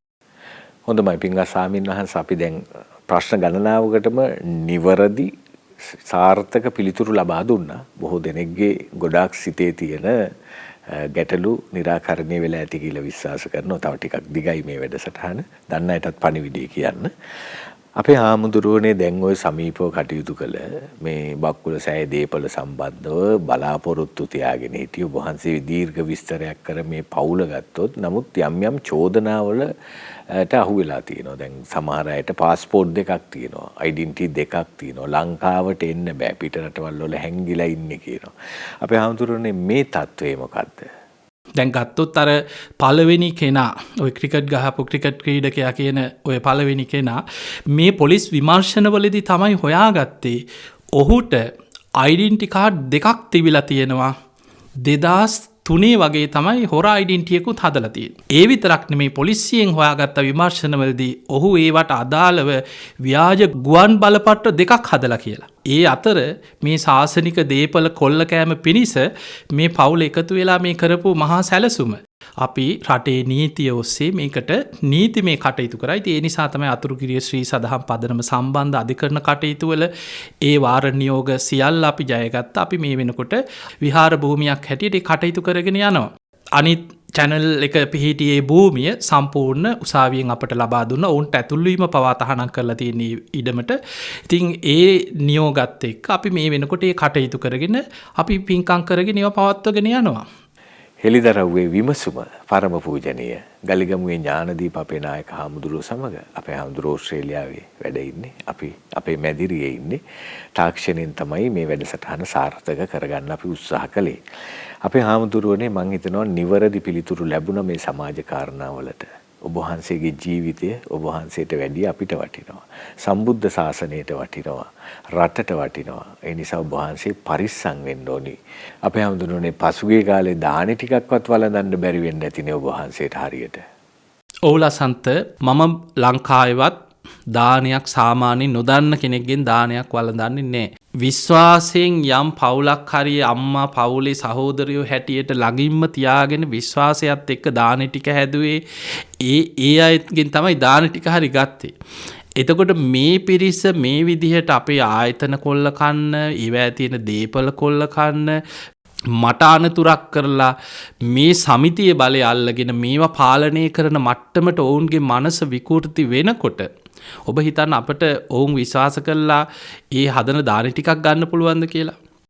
අවසාන කාලේ මං කඩෙන් බත් පැකට් එකක් ගෙන්නගෙන දාන ටික ගත්තේ. මං ඔවුන්ගෙන් දාන ටිකක්වත් ගත්තේ නැහැ. මේ ඇතිවෙච්ච සිදුවීම් ජාලය සහ ඔවුන්ගේ නිନ୍ଦා අපහාස ඔවුන් මේ ශාසනය තුල අපි කරපු ශාසනික වැඩපිළිවෙල ද්වේෂ සහගත විනාශ කරන්න කරන මේ මහා සැලසුම නිසාම මේක සැදැහැවතුන් දැනුවත් කරන්න අපිට සිද්ධ වුණා. හොඳමයි. අපේ හාමුදුරුවෝ දැන් හරි විමසුමකට ලක් කළොත් කවුරු හරි මේ පුද්ගලයන් සම්බන්ධව සමහර අය කිසිම රැකියාවක් කළා නැහැ, කිසි ව්‍යාපාරයක් නැහැ. හැබැයි සුඛිත මුදිත ජීවිත ගත කරලා තියෙනවා. සුඛෝභෝගී වාහන පාවිච්චි කරලා තියෙනවා. බොහෝ දේපල තියෙනවා. නිශ්චල චංචල. මේ සම්බන්ධව කතා බහක් තියෙනවා සමාජයේ. තතු දන්න අය සමහර වෙලාවට විමසිලිමත් වෙන අපේ හාමුදුරුවනේ ඒ කාරණා සම්බන්ධව යම් පිළිතුරක් සමාජගත කළ යුතුයි නේද ඔබ වහන්සේ? පවුලේ කවුරු රස්සාවක් කරන්නේ නැත්නම්, දරුවෙකුට ලංකාවේ රස්සාවක් නැත්නම්, එතකොට කිසිම කෙනෙක් රස්සාවක් නැතුව පසුගිය අවුරුදු 4-5 තුල ඔවුන් කෝටි ගණනක් වත්කම් උපයලා තියෙනවා. ඒ වත්කම් ඒ බලය මේවා යොදාගෙන තමයි ඔවුන් අපිට මේ නොඑක් විදිහට නිନ୍ଦා අපහාස කරගෙන මේ සමාජ මාධ්‍ය මේ මුදල් විසි කරගෙන මාව විනාශ කරන්න ඕනෑම ගාණක් දෙන්නම් කියන මට්ටමට ඔවුන් මුදල් විය පැහැදම් කරන්න සූදානම්. ඉතින් කොහෙන්ද මේ වත්කම්? මෙන්න මේ ගැන අපිට බරපතල සැකයක්. දැන් සාමාන්‍ය ගත්තාම උන්ට මහරගම ගෙයක් තියෙනවා, මහරගම නගරේ. මහරගම මහමේගාරාම පාරේ. එතකොට මහරගම පර්චස් එකක් ඔබ හිතන්න සාමාන්‍යයෙන් ලක්ෂ 50ක් 60ක් සමහරලාට කෝටියක් විතර පර්චස් එකක්. පිළියන්දල නගරේ තට්ටු 3ක විතර නිවසක් තියෙනවා. එතකොට පිළියන්දල නගරාසන්නි තියෙන නිවාසවල වටිනාකම. එතකොට මේ වගේ ඔය අතුරුගිරිය තව නොඑක් ප්‍රදේශවල ඔවුන්ට මේ වත්කම් ඔවුන් පසුගිය කාලේ ගත්තේ කොහොමද? පාවිච්චි කරපු වාහන ගත්තොත් සාමාන්‍ය වර්තමානයේ කෝටි 2-3 වටින මේ වාහන මේ වගේ වාහන පාවිච්චි කරේ කොහොමද? ගත්තේ කොහොමද? මිලදී ගත්තේ කොහොමද? මෙන්න මේ සැකය පසුගිය අවුරුදු කීපය තුල මොවුන් වත්කම් උපයපු ආකාරය ගැන අපට විශාල සැකයක් තියෙනවා. මොකද රස්සාවක් කරන්නේ නැත්නම්, වෙන ආදායම් මාර්ගයක් නැත්නම් කොහොමද මේ මෙහෙම වත්කම් උපය ගත්තේ? කෝටියක ස්ථිර තැන්පතුවක් ගැන බැංකුවක තිබිච්ච ලිපියක් අපේ අතුරුගිරි ආයතනයට, මොකද මේ වෙනකොට අතුරුගිරි ආයතනයේ අපේ ස්වාමින්වහන්සේලාට වැඩ ඉන්නේ. ඒ ආයතනයට ඒ බැංකුවෙන් එවපු ලිපියක් අපේ අතටපත් වෙලා තිබිලා අපි ඒකත් අපරාධ පරීක්ෂණ දෙපාර්තමේන්තුවට දුන්නා මේ ගැන වත්කම් ගැන හොයන්න කියලා. සමහර ඒවා තියෙනවා අර කෙහෙකන්ට කලින් වැටපනිනවා කියලා. හැබැයි මේ වෙනකොට ඒ අය මත්කුඩු වලට සම්බන්ධ ඒ පිරිස් එක්ක ගත්ත ඡායාරූප, ඒ ඇත් එක්ක ඉන්න ඡායාරූප රැසක් සමාජ මාධ්‍ය තුල සංසරණය වෙනවා. ඒ නිසා මිනිස්සුන්ට හොයාගන්න ලැබෙයි ඔවුන් ඇත්තටම මේ කරපු චෝදනා වල සත්‍යතාවයේ සියල්ල හෙළිදරව් කරගන්න අවස්ථාව සැලසී. ඉතින් එතෙක් අප බලාගෙන ඉමු. හොඳමයි. පිංග ස්වාමින්වහන්සේ මේ සමාජ මාධ්‍යයේ කැළමිල්ලට ලක්ුණේ අර මේ කතා බහත් එක්කම ඉන්නේද්දී ලංකාවේ ප්‍රකට කවිබන දේශකයාණන් වහන්සේ නමක් වන ගණේකන්දේ චන්දරතන ස්වාමින්වහන්සේ අත්අඩංගුවට පත් වුණාට පස්සේ ඔබ වහන්සේලා සමග එදා තිබිච්ච සම්බන්ධතාවය අද තියෙනවා කියලා හිතාගෙන ඔබ වහන්සේලාත් මේ කුඩු බිස්නස් කරනවා කියලා කතාවක් ගොඩනගපු එක. ඒ නිසා මේ පැහැදිලි කිරීම අනිවාර්යයෙන්ම අපේ හාමුදුරුවනේ හෙළිදරව්වේ විමසුමට වටිනාම ප්‍රවේශයක්. මීට මාසිකට එක හමාරකට පෙර මේ රටේ කවි බණ කියපු ස්වාමි පූජාවල් කරපු ස්වාමීන් වහන්සේ නමක්. ඉතින් උන්වහන්සේ යම් මත්කුඩු මද්‍රව්‍ය සම්බන්ධ චෝදනාවක් මත අත්අඩංගුවට ගැනීම සිද්ධ වුණා. එතකොට මේ මුල් කරගෙන දැන් මේ උන්වහන්සේ අපේ ගෝලයකුත් නෙමෙයි. නමුත් දැන් මේ මුල් කරගෙන නමුත් අපේ ආයතන වලට ආව ගියා. අපේ පින්කම් කරා, සෑ වන්දනාවල පූජාවල් කරා, අපේ නාලිකාවල පූජාවල් කරා. මං හිතන්නේ ගොඩක් නාලිකා මේ රටේ තියෙන ඔය ගුවන් විදුලි වේවා රූපවාහිනී නාලිකා බොහෝමයක වැඩසටහන් කරපු කෙනෙක්. ඒ නොමග යෑමක් තුළ උන්වහන්සේ යම් පාප ක්‍රියාවන්ට යෙදිලා ඒකේ දඩුවම අද විඳිනවා. ගමේ කවුරු හරි කසිපුයිකුල් හරි කුඩු වලට හරි නෑදෑයෙක් හරි කවුරු හරි අහු වෙනවා. එතකොට මුළු ගමේම ඉන්න ඔක්කොම කුඩුකාරයෝද? ඔවුන් ඉක්මනට අපට මෙහෙම චෝදනාවක් එල්ල කරා මේ බක්කුල සෑය සීල සුවාරණ මේවා හදන්නේ මේ මත් කුඩු වල සල්ලි වලින් මේ ගැන හොයන්න. අපි අර කියනවා වගේ බල්ලෝ අපි හැපුවට අපි පන්න බල්ලන්ගේ හපන්නේ. අපි ධර්මයක් පුරුදු කරන අය. අපි මිනිස්සුන්ට ඉවසීම, මෛත්‍රිය, කරුණාව ගැන කියලා දෙන අය. ඒ නිසා ඒ සංසිඳීම පුරුදු කරන අය. ඒ නිසා සතුරා ඉදිරියේ පවා මොන තරම් මිනිස්සු හතුරුකම් කරත්, පහත් වැඩ කරත්, ඒ වපුරන අය, ඒ අය නිලාගෙන ඒවයි අය අරගෙන යනවා. ලසන්ත ඔබ හිතන්න ඔස්ට්‍රේලියාවේ ගෙවල් ඇපල් වතු ඊළඟට සමහර තේ ෆැක්ටරි. එතකොට මේ වගේ පුදුම චෝදනා සමහරලාට අපිට අහගෙන ඉන්නකොට අපිටම hina යනවා. මම ඔස්ට්‍රේලියාවට 2009 තමයි මුලින්ම ධර්ම දේශනා සඳහා වැඩම කරන්නේ. එතනින් පසුව සමහරට අවුරුද්දකට වතාවක්, අවුරුදු දෙකකට වතාවක්, සමහර අවුරුදුවල දෙතුන් වතාව මේ ඔස්ට්‍රේලියාවට වැඩම කරලා ඔස්ට්‍රේලියාවේ හැම නගරයකම වගේ ලක්ෂ 2කට අධික පිරිසක් මේ ඔස්ට්‍රේලියාවේ ඉන්නවා. ඒ අතරිනුත් වැඩිපුරම ශ්‍රී ලාංකිකයන් ඉන්නේ මෙල්බන් නගරේ. එතකොට මේ රටේ ලාංකිකයෝ ඒ ස්වාමීන් වහන්සේලා මේ හැමෝම අපි අඳුරන, දන්න, පින්කම් කරන, ආගමික කටයුතු කරන පිරිසක්. ඉතින් අපිට ආරක්ෂාව කියන එක අපිට තියෙනවා. ඒ ඇරෙන්න අපිට මේ ඔස්ට්‍රේලියාවට ඇවිල්ලා රහස් ජීවිතයක් හොර වැඩ කරන්න ඕන නම් මෙච්චර ශ්‍රී ලාංකිකයෝ පිරිච්ච මේ මෙල්බන් නගරේ තෝරගන්නේ නැහැ. වෙන කෙනෙක් නම් වෙන කොහේ හරි ඈත ලංකාවේ පිරිස අඩු නගරයකට යන්නේ. ඉතින් ඊළඟදී තමයි මට ඔස්ට්‍රේලියාවේ අධ්‍යාපනය ලබන කාලය තුල වැඩ සිටීම පිණිස ඒ තමන්ගේ නිවස මම වෙනුවෙන් ලබා දීලා තියෙන්නේ වජිර විජේසිංහ කියන මහත්මයා. අපි ළඟින් හිටපු අපිව රැක ගන්න ඒ ධර්ම ප්‍රචාරයේදී ඒ සංවිධාන කටයුතු කරන කාලයක් දන්න අඳුරන කෙනෙක්. ඇත්තට මේ කිසි දෙයක් නොදන්න මේ ලංකාවේ ඉන්න අහිංසක මිනිස්සු අතර සමහරලාට මේ වෙන ගෙවල් වල පින්තූර දාලා හාමුදුරුවෝ ඔස්ට්‍රේලියාවේ ඉන්න මෙන්න මෙහෙම තැනක මේ සුපිරි ගෙයක් අරන් මෙහින් ලංකාවේ සල්ලි ගෙනහිල්ලා එහෙ එක එක්කෙනාගේ නමට ගෙවල් අරන් දැන් මේව මඩ ගහන්න ලේසිම දේ තමයි කාන්තාවකගේ නමට ගෙයක් අරන්. ඒ නිසා මෙන්න මේ වගේ නොයෙක් චෝදනා පසුගිය කාලේ සිදු කරන්නට යෙදුණා. ඇත්තටම ඉතින් මේවා උත්තර දෙන්න ඕන දේවල් නෙමෙයි. ඒ නිසා බොරුවට වැඩි ආයුෂ නැහැ. ඊළඟ දේ තමයි අපි යම් කාලයක් බොරු චෝදනා කරද්දී නිහඬව බලාගෙන සිටීම තුළ අපිට දැක ගන්න ලැබුණා මේවා එක්ක බැඳිලා එකතු වෙලා මේවත් එක්ක තව බොහෝ පිරිසක් සම්බන්ධ වෙන හැටි. කවුද මේ අය පසුපස ඉන්නේ? මේ අයට මේවා පතුරවන්න උදව් කරන්නේ කවුද? මොන වගේ නාලිකාද මේ අය මේවට යොදවගන්නේ?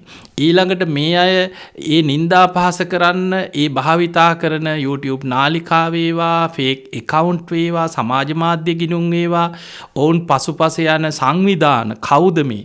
ඒවා ඔස්සේ ඉන්න වෙන ජාත්‍යන්තර බලවේග තියනවද? NGO බලවේග තියනවද? මොකද අපි දන්නවා අපේ රටේ භික්ෂුන් වහන්සේලා විනාශ කරන්න, ශාසනය විනාශ කරන්න දත කන විශාල බලවේගයක් මේ ලෝකේ තියෙනවා. පින්ගත් ස්වාමීන් වහන්සේ මේ සමාජයේ මේ සිදුවන ක්‍රියාදාමය පිළිබඳව කතා කරද්දී මේ මඩ ප්‍රචාරයන්ට ඍජුව සම්බන්ධ වෙච්ච පිරිසක් ඉන්නවා. ඒ අය දැනගෙනම තමයි අභූතයෙන් චෝදනා කළේ. අර පවුලත් සම්බන්ධව. ඊළඟට තව කණ්ඩායමක් හිටිය අපේ හාමුදුරුවනේ ඔවුන් කිසිවක් නොදැන චෝදනා කළා. තවත් කණ්ඩායමක් රැල්ලට අහලවත් නැහැ, නමවත් දන්නේ නැහැ, ඔහේ කියාගෙන ගියා. සමහර කණ්ඩායමක් හිටියා අර පවුල් සහ ඒ පරිසරය හා සම්බන්ධව වෙලා හිටිය බලාපොරොත්තු සුන් වෙච්ච පිරිසක් මිල මුදලට මෙහෙवला සමාජයේ මේ ප්‍රශ්න ගොඩනගන්නට මහන්සි වෙච්ච පිරිසක්. හැබැයි හැමදේම ව්‍යර්ථ වෙලා තියෙනවා. දැන් ඔවුන්ට අර සාමාන්‍යයෙන් කිව්වොත් අපේ හාමුදුරුවනේ කට උතර නැති තත්ත්වයටපත් වෙලා තියෙනවා. ඒ නිසා මේ කාරණා සම්බන්ධව ඔබ වහන්සේ සමග ඍජුව සාකච්ඡා කරන්නට අපිට අවස්ථාව ලැබිච්ච එකත්ම හරි වටිනවා. මොකද ඔබ වහන්සේ විසින් විශ්වාසයෙන් සමාජගත කළ මේ ශාසනික මෙහෙවර, ඒ වගේම ඔබ වහන්සේ වෙත සමාජයේ පිළිගත් මේ විශ්වාසය අනිවාර්යෙන් අපේ හඳුරේ කිසිසේත් පළදු වෙන්නේ නැහැ. මේ ඔවුන්ට දක්වන ප්‍රතිචාර කියෝගෙන ගියාම ඒක අපිට දැනෙනවා. නිමා කළ යුතුයි අපේ හාමුදුරුවනේ මේ විශේෂ වැඩසටහන. වැඩසටහන අවසානයේදී ධර්මානුකූල ප්‍රවේශයකින් වැඩසටහන නිමා කරන්නට අපි බලාපොරොත්තු වෙනවා අපේ හාමුදුරුවනේ. පිළිතුර ධර්මයෙන්, කුසලයෙන්, අකුසලයෙන් අපි ඔබට අවසානයේ සටහන් කරමු. මං හිතන්නේ මේ සියලු ප්‍රශ්න එක අපි කටයුතු කරපු ආකාරයම ඔබ ආදර්ශයට ගන්න. අපේ ජීවිතවල ඒ කියන්නේ අපිට සතුරුකම් කරා කියලා අපි පෙරලා පලිගන්න අනතුරු කරන්න ගියේ නෑ. ඉතින් ඒ නිසා ඉවසීම කියන එක ඊටාම වැදගත්. ඊළඟ දේ තමයි දැන් මිනිස්සු අපි කොච්චර බනට ඉවසන්න, මෛත්‍රී වඩන්න, එතකොට මේවා අපි කිව්වට තමන්ට ප්‍රශ්නයක් එනකොට දැන් සමහරු කියන්නේ ප්‍රශ්නේ තමන්ගේ නොවන තාක්කල් මේවා පිළිතුරු බොහොම දාර්ශනිකයි කියනවා. හැබැයි ප්‍රශ්නේ තමන්ගේ වුණාට පස්සේ මිනිස්සු හැසිරෙන්නේ කොහොමද කියලා හිතන්න. හැබැයි අපිට මේ එන චෝදනා හරි බොරු චෝදනා, නින්දා පහස මේ ඔක්කොම ඉදිරියේ අපි බණ කියනවා. අපි දහම් පොත්පත් ලියනවා. මම අධ්‍යාපනය ලබනවා. මම ශාසනය වෙනුවෙන් ඒ කටයුතු කරනවා. ඒවට නීතියේ මූණ දෙනවා. එතකොට ඒ මුල් කරගෙන අපි අපේ ඉවසීම ප්‍රගුණ කරගන්න. එක පැත්තකින් මම හිතන මේ ධර්ම මාර්ගය තුළ අපට එන ප්‍රශ්න අපේ ඉවසීමේ ධාරිතාව, අපේ ඉවසීමේ පාරමිතාව අපිට වඩාගන්න ලැබෙන ආශිර්වාදයක්. ඒ තුළ අපිටම අපේ තියෙන අධිෂ්ඨානය අපි කොහොම හරි මේ අරමුණ කරා යනවා. බුද්ධ ශාසනය වෙනුවෙන් මේ ශාසනික සේවය මොන කරදර, මොන තර්ජන, මොන බලපෑම්, මොන තරම් අපිව විනාශ කරන්න හැදුවත් අපි බුදුහාමුදුරන්ගේ පැත්තේ, ධර්මයේ පැත්තේ අපි ඉන්නවා. ඒ අධිෂ්ඨානය අපි අතහරින්නේ නැහැ කීයටවත්. ඒතකොට ඒ තමයි අධිෂ්ඨාන පාරමිතාව. ඊළඟට වීරිය. බොහෝ දෙනෙකුගේ වීරිය වැටෙනවා. දැන් ඔබ හිතන්න සමහර බොහෝ දෙනෙකුට ප්‍රශ්න එනකොට ඇයි අපිට මෙහෙම වෙන්නේ? අනේ ඇයි අපිට මෙහෙම කරන්නේ? ඔහොමනේ මිනිස්සුනේ. එතකොට තමන් ඒ නොවැටි තමන්ගේ අරමුණ කරා, තමන් වීරියෙන් තමන්ගේ අරමුණේ තමන් රැඳිලා තමන්ගේ අරමුණට තමන් යනවා කියන්නේ ඒ තමයි වීරිය පාරමිතාව තමන් වඩන්නේ. ඊළඟට ප්‍රඥාව. අපි නුවණින් කටයුතු කරනවා. ඒ නුවණින් කටයුතු කරනවා කියන්නේ දැන් ඔබ හිතන්න මේ වගේ ප්‍රශ්නයක් ඇති වෙනකොට මේවා අවුලවන්න කී දෙනෙක් ඉන්නවද කියලා. අර නික ඇවිලෙන ගින්නට පිදුරු දාන්න, දිය යටින් ගින්දර ගෙනියන්න, අවුලෝලා පැත්තකට වෙලා බලාගෙන ඉන්න, අර සමහරලාවට පරණ කෝන්තර මේ උඩින් තියලා පිරිමහ ගන්න උත්සාහ කරන බොහෝ එක කණ්ඩායම් පිරිස ඉන්නවා. ඊළඟට එක එක යෝජනා අපිට කරනවා. මෙහෙම කරන්න, අපි මෙහෙම කරමු, ඔය වෙනුවෙන් මෙහෙම කරමු. හැබැයි ඒ සියල්ල ඉදිරියේ අපි ඉවසීමෙන් ධර්මයත් එක්ක ඒ සුදුසු විදිහට, නීතියත් එක්ක සුදුසු විදිහට කටයුතු කරනවා.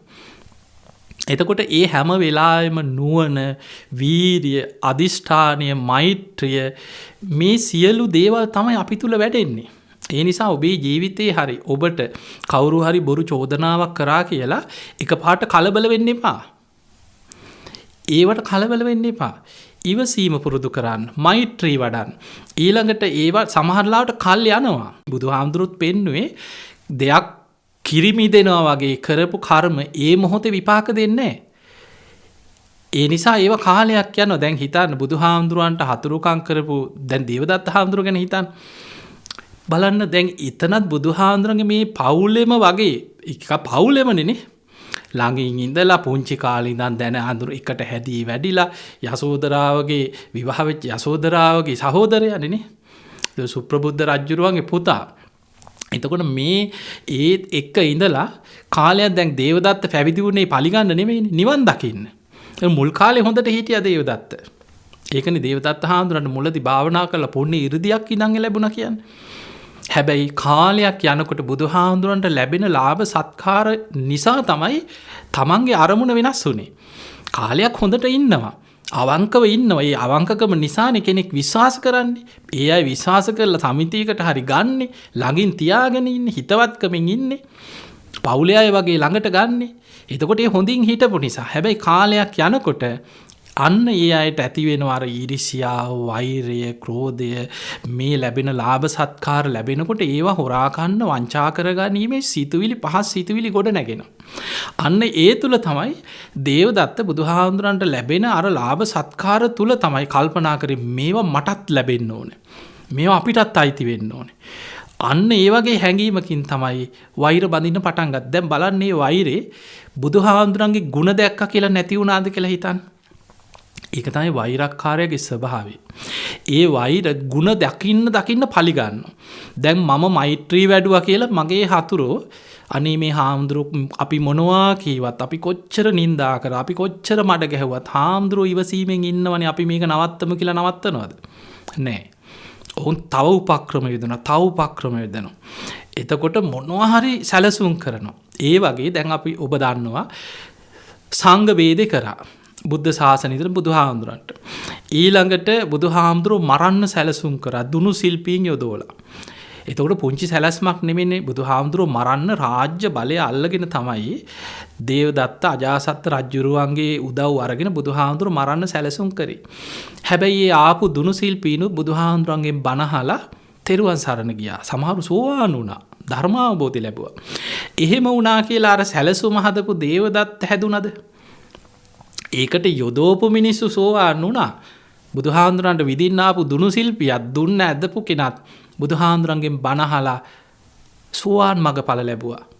හැබැයි ඒක සැලසුම් කරලා යොදෝපු දේවදත්ත කල්පනා කරා මේක මිනිස්සු යොදවලා කරන්න බෑ. ඒ සැලසුම් හරියන්නේ මේක සිත්පිත් නැති තිරිසනෙක් යොදවන්න ඕනේ.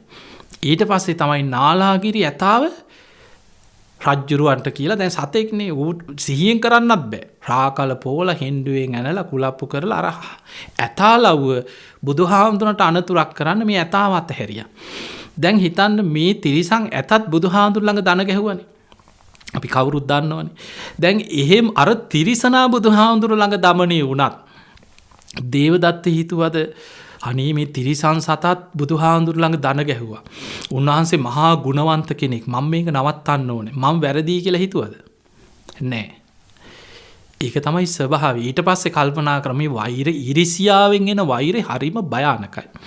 ඊර්ෂ්‍යාවෙන් එන වෛරේ ස්වභාවය තමයි ඊට පස්සේ හිතුවා මේක මිනිස්සුયો ලව්ව කරවන්නත් බෑ. තිරිසනෙක් දෙව්වා ඒක කරන්නත් බැයි නම් මගේ අතින් මම වැඩේ දෙන්නම්.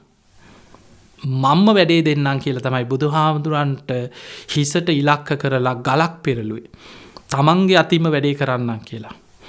එතකොට ඒ ගල පෙරලීගෙන ආවත් පොළොවෙන් ස්වභාව ධර්මයෙන් ගලක් මතුවෙලා ඒක නතර වුණා. හැබැයි ගල් පෙත්තක් ගැලවිලා ඇවිල්ලා උන්වහන්සේගේ සිරිපතුලේ වැදිලා ලේ කැටියක් පිරෙනවා. බුදු කෙනෙක්ගේ ලේ සැලවීම තුල ආනන්තරිය අකුසලයේ කරගත්තා. එතකොට ඔය තරම් පවකම් කරලා දේවදත්ත ඊට පස්සේවත් ඇවිල්ලා සමාව ගත්තද? නිවැරදි වුණාද? නෑ. ඒක තේරුනේ තමන් මැරෙන්න වැටෙනකොට.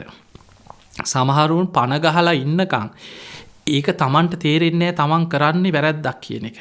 තමන් කරන්නේ විනාශයක් කියන එක තමන්ට තේරෙන්නේ නැහැ. අන්න තමන් ඇඳට වැටෙනකොට මරණාසන්න වෙනකොට තමයි තමන්ට මොලේ පෑදෙන්නේ. දේවදත්තටත් උනේ දේවදත්ත ඇඳට වැටුණට පස්සේ තමයි මේවා චිත්‍රපටි වගේ පේන්න පටන් ගත්තේ. ඊට පස්සේ තමයි කිව්වා අනේ මාව මට දෑවිද ගන්න බෑ දැන්. මාව උස්සගෙන ඵලයල්ලා. බුදුහාඳුර ළඟට මාව ගෙනියන්න. උන්වහන්සේ මට සමාව දෙනවා. මගෙන් වැරදි වුණා. මං ගොඩාක් උන්වහන්සේට හතුරුකම් කරා. අනේ මාව උස්සගෙන ඵලයල්ලා. අර මිනිස්සු ඇඳ පිටින් උස්සගෙන ආවේ. එතකොට මේ මැරෙන්න වැටෙනකම් මුලේ පාද ගන්න බැරි වුණ අච්චර ಗುಣ දැක්කත් දැන් බලන්න බුදු කෙනෙක් යමා මහ පෙළහර පානවා. ඒත් පහදින්නේ බුදුහාමුදුරන්ගේ ගුණ මොන තරම්නම් ඒ කාලේ මේ එක විහාරේ ඉඳලානේ. ඉතින් ඒ නිසා එකට හිටියත් එකට පින්කම් කරත් එක ළඟ හිටියත් ඒක තමයි බුද්ධ ශාසනය. එදා ඉඳන් මේ ශාසනය බුදුහාමුදුරන්ටත් ශාසනෙත් වැඩිපුරම මේ ශාසනය පලිගන්න බුදුහාමුදුරන්ගෙන් උත්සාහ කරේ ළඟින්ම හිටපු උන් තමයි. ළඟින්ම කාලයක් එක විහාරවල හිටපු ඇසුරු කරපු අය ඒ අයම තමයි වැඩිම හානියක් කරන්න පලිගන්න උත්සාහ කරන්න. ඒ නිසා මේක තමයි ලෝකෙ ස්වභාවය. ඒ නිසා ඔබ බලන්න ඔබේ ජීවිතය තුළ වේවා සමහර වෙලාවට ඔබේ ළඟින්ම ඉන්න කෙනෙක් ඔබේ හතුරෙක් හැටියට ඔබට පලිගන්න උත්සාහ කරන ඔබ රස්සාව කරන තැන ළඟින්ම ඉන්න යාළුවෙක් කාලයක් යාළුකමින් හිටපු කෙනා සමහරලාට අසල්වැසියා ඥාතියා හිතවත්කමින් හිටපු කෙනා ඔබ විනාශ කරන්න සැලසුම් කරන්න මේක තමයි ලෝකෙ ස්වභාවය. ඒ නිසා එහෙම ප්‍රශ්නයක් ගැටලුවක් එනකොට කලබල වෙන්න එපා. ඒ නිසා කලබලේ නෙමේ ඉවසීම, මෛත්‍රිය, සංසිඳීම. මොකද මේ අපි පුරුදු කරන්නේ බුදු කෙනෙකුගේ ධර්මයක්. ඒ නිසා මෙන්න මෙහෙම දෙයක් මේ ශාසනය තුළ අපිට පේනවා එකක් තමයි කොහේ හරි හාමුදුරුව කෙනෙක් වැරැද්දක් කරොත් අපි දකිනවා මේ හාමුදුරුවෝ අතර ලංකාවේ 30-40000ක් ඉන්නකොට එක විදිහේ චරිත ඉන්නවා. යම් යම් වැරදි අඩුපාඩු තියෙනවා. අද මේවා සමාජ මාධ්‍ය මුල් කරගෙන මේවා එළියට දාලා භික්ෂුන් වහන්සේලා ගැන සමාජයේ අර තියෙන ගෞරවයේ ප්‍රතිරූපේ නැති කිරීම පිණිස සංවිධානාත්මකව කටයුතු කරන පිරිසක් ඉන්නවා. එතකොට මේවා උලුප්පලා එළියට දාපු ගමන් අර එක්ක ප්‍රතිරූපයක් ගොඩ නගනවා මේ අනිත් බණ කියන ශාසනයට වැඩ කරන මහා සමාජ සේවයක් කරන ස්වාමින් වහන්සේලා එක්ක මේ අයත් මේ වගේ තමයි මෙන්න මුනුත් මෙහෙමයි මේ කට්ටියත් මෙහෙමයි.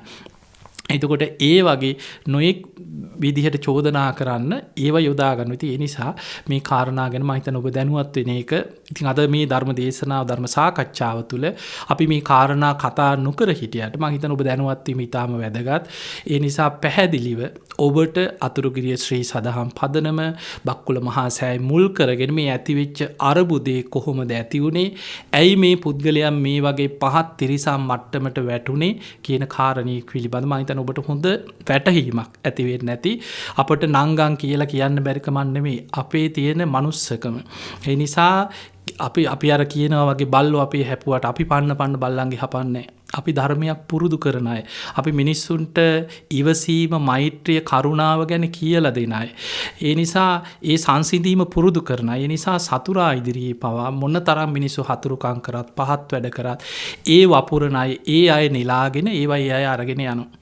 ඔබ වපුරන දේ ඔබ ගෙනියනවා, මම වපුරන දේ මම ගෙනියනවා. ඒ නිසා ඒ සියල්ල ඉදිරියේ ධර්මයේ තුල රැඳී ඉන්න ඔබත් මේ කාරණා ජීවිතය එකතු කරගන්න ආදර්ශයක් කරගන්න. ඔබට ප්‍රශ්න එනකොට ඔබ මේ වනුව කටයුතු කරන්න. ඒ වගේම ඉල්ලීමක් කරනවා ඔබට ලබා ගන්න පුළුවන් මම මීට මාස 3කට පමණ පෙර ඉපදීමේ දුක අපි අවුරුදු 45ක් පුරා මේ සම්බුද්ධ ශාසනය තුළ මේ ජීවිතේ විඳපු මහා දුක් ගැහැට ශාසනය බබලවන්න කරපු කැපකිරීම ගොඩනගපු දේවල් මේ සියල්ල ගැන බොහොම ලස්සනට සියලු සාධක තොරතුරු විස්තර ඇතුව මේ දක්වා මුළු කතාවම අපි ග්‍රන්ථයක් හැටියට ඉපදීමේ දුක කියලා ධර්ම පොතක් ලියලා එලි දක්වලා තිනවා. ඔය පොතේ සියලු තොරතුරු තියෙනවා. එකින් එකට කාටවත් වෙන වෙනම උත්තර දීදී යන්න අවශ්‍ය නැහැ. මේ පොත කියවන්න අවශ්‍යයි.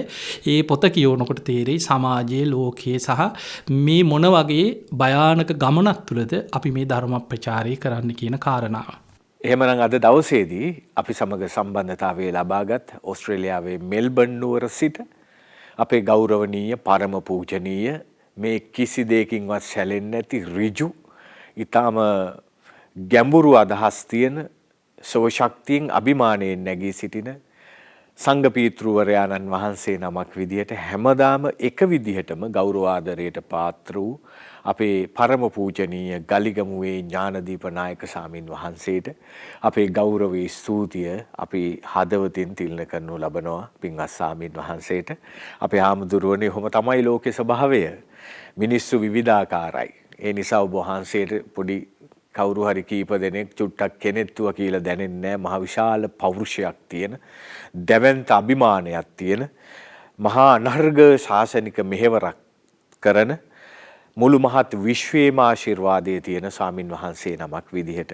ඒ නිසා අපි මෙතෙන්දී අවසානයේදී මතක් කරන්නට ඕනි හෙළදරව්වේ විමසුම නම් විශේෂ වැඩසටහන අපි නිර්මාණය කළේ අපේ ස්වාමින් වහන්සේ ඉවසීමෙන් බලා සිටිය කාලයක් අපිට දැනුවත් කළා. අපේ මාධ්‍ය නාලිකා කිසිම අවස්ථාවක මේ සඳහා ප්‍රතිඋත්තර ලබා දෙන්නට, මඩ ගහන්නට, කාටවත් චෝදනා කරන්නට පාවිච්චි කරන්න එපා කියලා. ඒ නිසා නමුත් මේ දිගින් දිගටම මේ ඔවුන් දක්වන ප්‍රතිචාර අභිමුව කටවහගෙන නිකන් ඉන්නවට වැඩිය හොඳයි අපි යෝජනාවක් කළා හාමුදුරුවනේ මේ ප්‍රශ්නවලට පිළිතුරු දෙමු.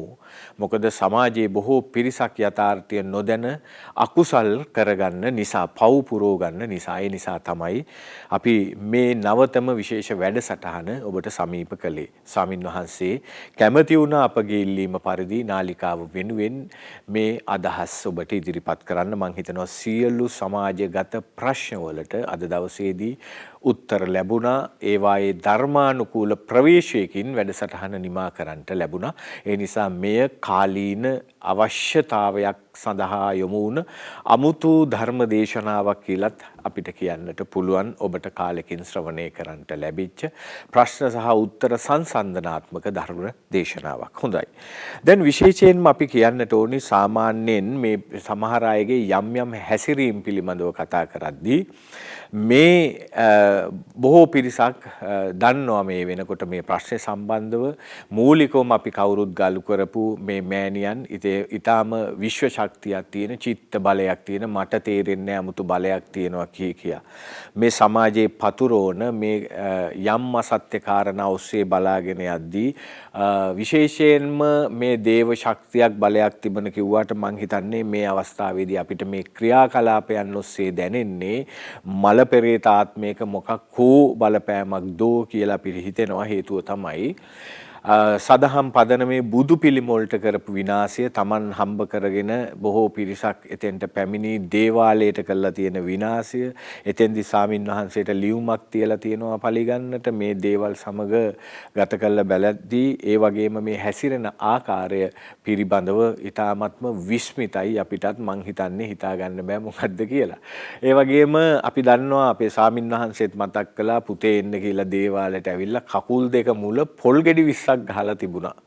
ඒ වගේම පුහුල් කපලා තිබුණා. මේ වගේ දේවල් කරන්නේ යම් මනෝ විකෘතියක් තියෙන්නට ඕනේ. සාමාන්‍යයෙන් ට්‍රැක පැනපු චරිත තමයි මේ වගේ අමුතු දේවල් කරන්නේ. ඒ නිසා මේ සංවාදය තුල අපි ගොඩනගන්න උත්සාහ කළා. නමුත් බොහෝ දේවල් සාක්ෂි සටහන් සහිතව අපිට තියෙනවා. ඒ වගේම මේ පාරක් ගානේ පොල් ගහපු සවිස්තර වීඩියෝ තියෙනවා, CCTV දර්ශන තියෙනවා. ඒව පිළිබඳ විශේෂ විමර්ශන පැවැත්වෙනවා. ඒ නිසා දිගින් දිගටම අපි කතා කරන්නට ගියේ. ඒ නිසා මේ අවස්ථාවේදී මතක් කරන්න ඕනේ කාට හරි පුළුවන් නම් මේ විකෘතිතාවලට බෙහෙත් ටිකක් අරන් දීලා ප්‍රතිකාර කරන්නට මං හිතනවා ඒකත් පිනක් කියලා මතක් කරනවා. ඒ නිසා මේ දේවල් පිළිබඳව සැලෙන්නට එපා. විශේෂයෙන්ම ප්‍රේක්ෂක හිතවතුන්ගෙන් මේ සදහම් විකාශයේ ඔස්සේ ඉන්න ප්‍රේක්ෂක හිතවතුන්ගෙන් අපි ඉල්ලීමක් කරනවා මේ වෙලාවේ අපි ස්වාමින් වහන්සේ සමග ඉඳිමු. උන්වහන්සේට සවියක් වෙමු, ශක්තියක් වෙමු. ඔබට හැකියාව තියෙනවා නම් හැම වෙලාවෙම මේ අවස්ථාවේදී ස්වාමින් වහන්සේගේ මේ සිදු කරන සාසනික මෙහෙවර බලගන්වන්නට, උන්වහන්සේගේ පරමාර්ථයන්, අභිප්‍රායන් ඉෂ්ට සිද්ධ කරගන්න ඔබටත් පුළුවන්. යාවජීව සම්බන්ධතාවයක් තියාගෙන හොරණ ගත්තොත් දික්කේනපුර ශීල ස්වරණ ගිලන් භික්ෂු මධ්‍යස්ථානට එන්න. ඇවිල්ලා බලන්න මේ කියන චෝදනා හරිද? ස්වාමින් වහන්සේලාගෙන් මිල මුදල් ගන්නවද? ප්‍රතිකාර වලට සල්ලි ගන්නවද? කොහොමද මේ වැඩ කටයුතු සිද්ධ කරන්නේ? දානමානෙ කොහොමද හම්බෙන්නේ කියලා ඔබ ඇවිල්ලා බලන්න. බලලා පටිගත කරලා පුළුවන් නම් වොයිස් කට් එකක් හදලා සමාජගත කරන්න. එතකොට මේ පැහැදිලි යථාර්ථය තේරෙනවා. ඒ නිසා අපි ඉල්ලා සිටිනවා සියලු ප්‍රේක්ෂක හිතවතුන්ගෙන් හෙට ඉඳන් ඔබ එන්න, හොරණට යන්න, කොට්ටාව සුවමව්වරණට එන්න, බක්කුල මහසෑයට යන්න.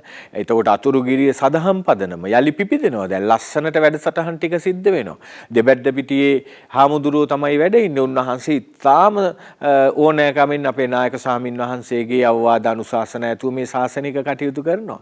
ඒ නිසා මේ පින්වත් පිරිස සියල්ලම මේ කොළඹවට ඉන්න සියලු දෙනාම අතුරුගිරිය සදහම් පදනට ඇවිල්ලා මේ යලි පිපිදෙන සදහම් පදනම දියුණු කරගන්න, සංවර්ධනය කරගන්න, පුද පූජා පින්කම් කරගන්න, ආශිර්වාද ලබා ගන්න අවශ්‍ය පුණ්‍ය මධ්‍යස්ථානයක් බවට පත් කරගත්තොත් අපිට පුළුවන් මේ සියලු ප්‍රශ්නවලට මූණ දෙන්නට. ඒ නිසා ස්වාමින් වහන්සේගේ මේ ඍජු නොසැලෙන අභිමානනීය ඒ ගරු සංඝ පරපුරේ තියෙන උරුමය, සන්තක පෞරුෂය පරිස්සම් කරගෙන යන ගමනට අපිටත් පුළුවන් ශක්තියක්, දායකත්වයක් ලබා දෙන්න. ඒක තමයි විශේෂයෙන් ඉල්ලන්න තිබෙන්නේ. ඒ නිසා මේ පොල් ගහන ප්‍රේතයෝ ආවේශ වෙලා ඉන්න මාර සේනාවක් වගේ පස්සෙන් එන වියරු වැටිච්ච මේ කට්ටඩිකම් වලට මේ ශාසනය යට කරන්න බැරි වගත් ඒ වගේම සම්බුද්ධ ධර්මයේ ආශිර්වාදය හැමදාම තියෙන බවත් මතක් කරනවා.